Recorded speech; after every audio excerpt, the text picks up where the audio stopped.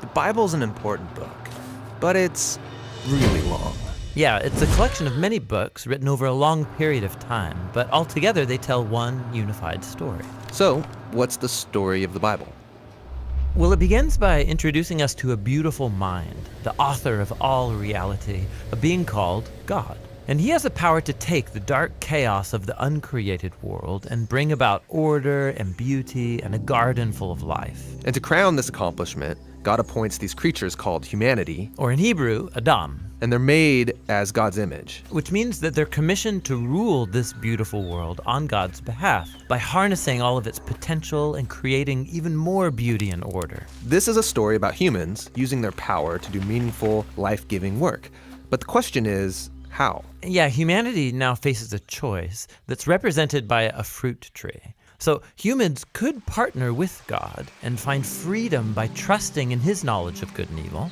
Or They could seize power and define good and evil on their own, which, God warns, will kill them. and they hear the voice of a dark, mysterious creature that tells them the choice is simple. Take the fruit. It'll give you power and freedom to rule the world on your own terms. And so they seize this knowledge, and as a result, they become suspicious and self-protective. It leads to fractured relationships, violent power grabs, and ultimately, a whole civilization, Babylon, that has redefined evil as good. And so, God scatters this corrupted human project.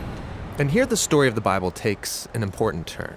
We zoom into the story of a man and a woman who come out of Babylon, Abraham and Sarah. Yeah, God promises that from them will come a new people, a nation that has another chance to make the right choice. And if they succeed, it will open up this new way forward for the rest of humanity. And this is why the rest of the Bible story is about this family. And it does not go well. Despite God's personal guidance, Abraham's family gives in to that same temptation to redefine good and evil on their own terms, apart from God. Even when their best people were in charge, rulers who loved God's guidance and had divine wisdom, even they gave in. And so Israel was warned by their own prophets that these choices would lead them back to Babylon, this time as conquered captives living in exile, and that's exactly what happened. So even with God's personal guidance, Israel fails. Who can succeed? Well, the prophet said that the story wasn't over. God's going to send a new leader to Israel to cover for their failures and to transform the people's hearts and minds so that they can make the right choice. And so the part of the Bible called the Old Testament ends, and these promises are left hanging. And then the biblical story continues into the New Testament. We're introduced to a man who comes from the line of Israel's kings, Jesus of Nazareth. And he said that he was bringing all these promises to their completion. He confronted that dark, mysterious evil that all humanity has given into and resisted its power. And then he announced that God had arrived to rule the world through himself. Jesus taught about God's definition of good and evil, and he said that real power is serving others. According to Jesus, it's people who love the poor and even love their enemies. These are the kinds of people who actually rule the world. And that's confusing, but also really beautiful. And so is the claim that the story goes on to make about Jesus, that he is God become human, to be for Israel and for all humanity what we could never be for ourselves. He came to take the consequences of our evil into himself, and his sacrificial love proved more powerful than evil, than even death itself.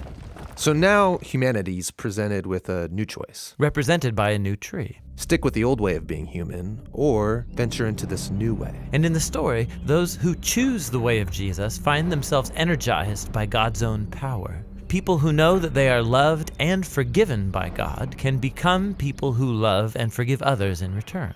The Jesus movement quickly spread throughout the world, forming these new communities of people who follow the way of Jesus. But they faced problems. There was persecution from the outside by people in power, and inside there was confusion, even compromise. Yeah, because following Jesus is really hard. And so the movement's leaders, called apostles, they wrote letters to comfort and to challenge these communities to stay faithful to the difficult way of Jesus. And they're called to hope for the day when Jesus will come and change everything. And so the Bible ends by pointing to the future day, when all wrongs are made right, when evil is eradicated, heaven and earth are united, and humanity can rule the world together in the love and power of God.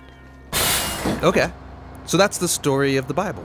and it brings all of these books together. But what's interesting is that each book contains a different kind of literature that contributes to the story in a unique way, and that's what the next video will begin to explore.